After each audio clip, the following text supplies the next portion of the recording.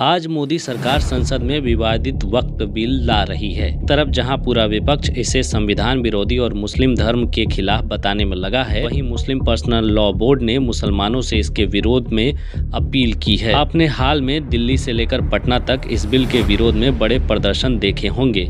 वहीं ईद के मौके पर भी काली पट्टी बांधकर मुस्लिमों ने इसके विरोध में नमाज पढ़ी। लेकिन इस बिल में ऐसा क्या है जो इसका विरोध मुस्लिम समाज का एक बड़ा हिस्सा कर रहा है, ये जानेंगे। पहले वक्फ और इसके कानूनी रूप को समझ लेते हैं। वक्फ क्या है, कब बना बोर्ड? वक्फ एक तरह का दान है जो मुस्लिम समुदाय के लोग अपने धार्मिक कार्य या समुदाय कल्याण के लिए अल्लाह को देते हैं। एक बार दान की गई संपत्ति पर दोबारा क्लेम नहीं किया जा सकता।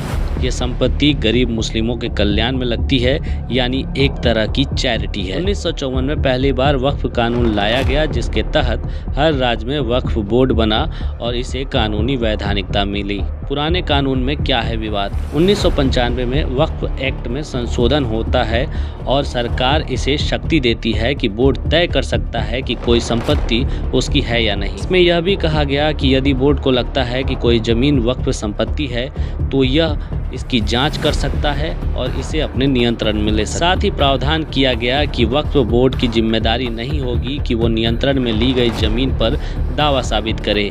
ये भार संपत्ति मालिक पर था। वहीं इस विवाद का निपटारा भी गठित वक्फ ट्रिब्यूनल में ही हो सकता था, कोर्ट में नहीं। साथ ही धारा 107 के तहत वक्फ संपत्तियों पर लिमिटेशन एक्ट को खत्म किया गया, यानी वक्फ बोर्ड कभी भी कितनी भी पुरानी संपत्ति पर दावा कर सकता था। साल 2013 में वक्फ बोर्ड में एक और संशोधन किया गया और इसे पंजीयन करने और साथ में सर्वे करने का अधिकार दिया गया।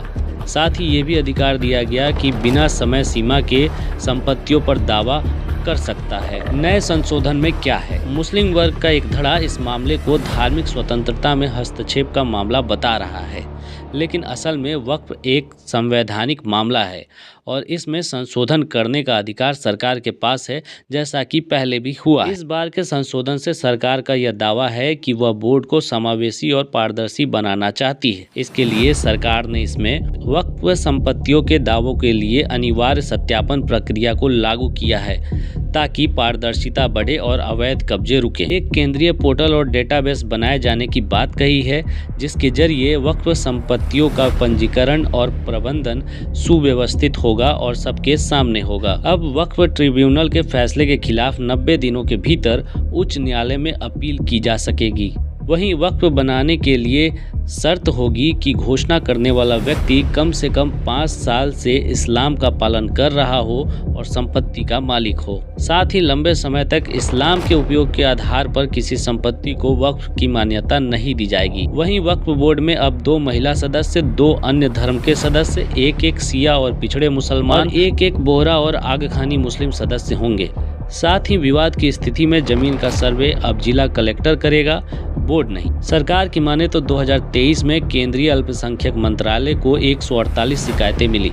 वहीं वक्फ बोर्ड के खिलाफ 40,000 से ज़्यादा मामले में 10,000 से ज़्यादा मामले मुसलमानों के ही। इसके अलावा 2005 की सच्चर कमेटी की रिपोर्ट बताती है कि जितनी संपत्ति बोर्ड के पास है उससे सालाना 1200 करोड़ की आय हो सकती है, लेकिन उसकी आय 153 करोड़ ही है, यानी बोर्ड में भ्रष्टाचार अंदर तक निहित है। जैसा कि इस्लाम का मानना है कि वक्फ की संपत्ति मुसलमानों के कल्याण के लिए ही इस्तेमाल हो सकती है, लेकिन आज वक्फ की संपत्ति साल दर साल तो बढ़ रही है, लेकिन आम मुसलमानों के हित में इसका कोई इस्तेमाल नहीं हुआ, ऐसा सरकार का मानना है। विपक्ष का विरोध बोर्ड में गैर मुस्लिमों को शामिल करने और अधिकारों को सीमित करने से है।